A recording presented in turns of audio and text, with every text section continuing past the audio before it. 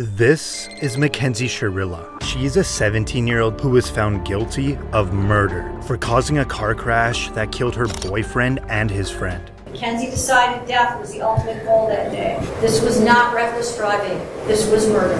Shirilla's boyfriend, Dominic Russo, and his friend, Davian Flanagan, were in the car when she crashed into the side of a commercial building outside of Cleveland, going 100 miles per hour. Both men were pronounced dead at the scene, and Shirilla survived. Prosecutors argued that the teen had a toxic relationship, and Shirilla had made violent threats against her boyfriend. Threatened his property?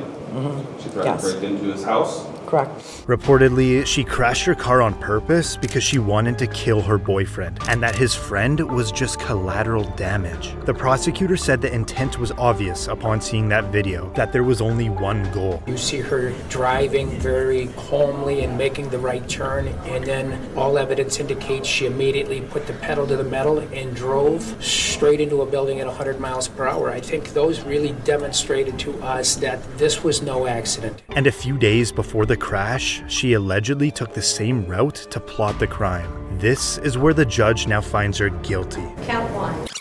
Finds the defendant, Mackenzie Shirilla, guilty of murder, to wit Dominic Russo. She now stands up to be placed in handcuffs as she continues to tear up. Count 2. Finds the defendant, Mackenzie Shirilla, guilty of murder, to wit Davian Flanagan. Shirilla now has a moment to speak before her sentencing. The families of Dom and Davian, I'm so deeply sorry. I hope one day you can see I would never let this happen or do it on purpose. I wish I could remember what happened. I'm just so sorry. I'm heartbroken. There was no medical condition that caused this as an accident. There was no mechanical failure of the car. A failed suicide attempt is not a defense to murder. There's a very good likelihood, Mackenzie, that you will spend the rest of your life in prison. She's sentenced on count 1, 15 years to life. Count 2, 15 years to life, to be served concurrent to each other. The judge just sentenced her to 15 years to life in prison. This is Aiden Fucci, who pled guilty in court for the murder of his classmate when he was only 14 years old. We're having fun in a cop car. Yep. Fucci was classmates with a 13-year-old girl from Patriot Oaks Academy in St. Johns County, Florida. Fucci stabbed her 114 times. Her dead body was later recovered from the woods. After Fucci was arrested, he can be seen in the back of the cop car taking Snapchats. Now this video shows Fucci and his parents in the interrogation room. The Snapchat that you did was not very smart. Like you're all over the internet everywhere. This is serious. It's very serious. This is no joke. This is your whole life. Your whole life. And ours. And ours. A video from prosecutors showed Fucci and the girl allegedly walking together right before she was murdered. Then about 90 minutes later, the video shows Fucci allegedly running away from the area where the body was found. 114 stab wounds, 49 defensive wounds, 35 wounds to the head and neck, 29 to the back and shoulder, and 6 fatal wounds. After Fucci pled guilty to first-degree murder, the judge now hands down his sentence. Having entered a plea of guilty to the crime of first-degree murder, I sentence you to life in prison. Because of your age, you are eligible for review of the sentence in 25 years. After Fucci was sentenced, he stood still with a little movement.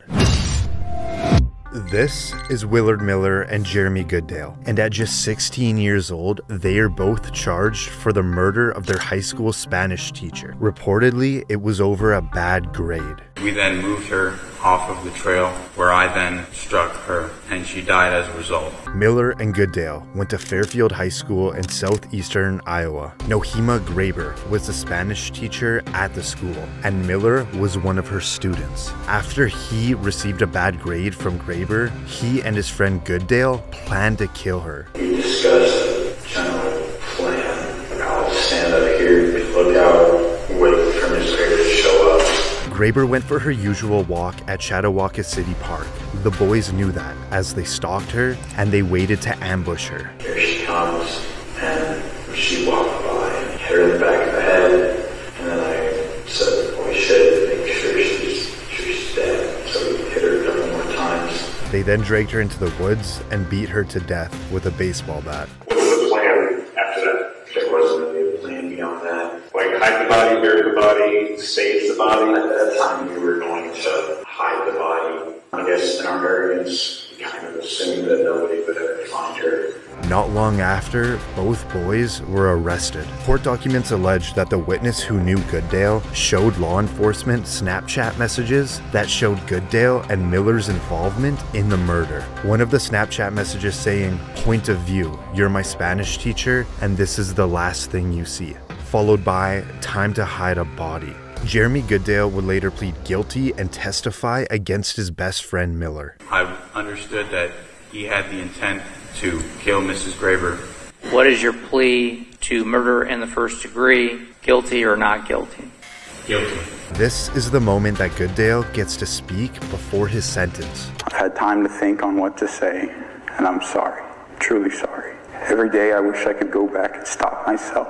I can't comprehend losing a loved one in such an awful way. And now the judge hands down his sentence. The defendants shall be sentenced to life with the possibility of parole after 25 years. Now for Miller. This is him apologizing before he receives his sentence. I would like to take this opportunity to wholeheartedly accept responsibility for the role that I've played in the murder of a human Graber. To the family, I'm sincerely sorry for the distress that I've caused you and the devastation. And I ask that I'm given a chance, and I don't want to be institutionalized. I don't want to be in so long that I forget about what mattered, where I come from, and I look forward to getting through this. And now the judge has some final last words. The defendant, Willard Noble Chaden Miller, should be sentenced to life with the possibility of parole after 35 years. Miller seems to be completely unfazed. This is Rachel Schoaf and Sheila Eddy, who are both in court today for the murder of their friend when they were only 16 years old. Their scheme was to hide knives on their bodies and to attack Skylar at an agreed upon moment. In Star City, West Virginia, Schoaf and Eddy were friends with 16-year-old Skylar Neese. Reportedly, Schoaf and Eddy decided they didn't like Neese anymore, so they planned to kill her. Sheila Eddy and Rachel Schoaf carried out that plan. Together they stabbed and killed Skylar. After Schoaf's confession, both teens were arrested. Schoaf agreed to plead guilty to second-degree murder in exchange for her cooperation in the case. I'm so sorry. I don't know if there's a proper way to make this apology because there are not even words to describe the guilt and remorse that I feel each day for what I've done. I hurt the Neese family and those who love Skylar. I hurt my parents and shamed my family. May God bring eternal peace to Skylar and the entire Neese family. After securing a plea deal, the judge now gives Schoaf her sentence. Rachel Schoaf, it is the sentence of the court that you be imprisoned in the West Virginia State Penitentiary for a period of 30 years. But she will have the possibility of parole in 10 years. And now for Eddy. It is the sentence of the court that you be imprisoned in the West Virginia State Penitentiary for the rest of your natural life. That sentence is technically with mercy, which makes you eligible for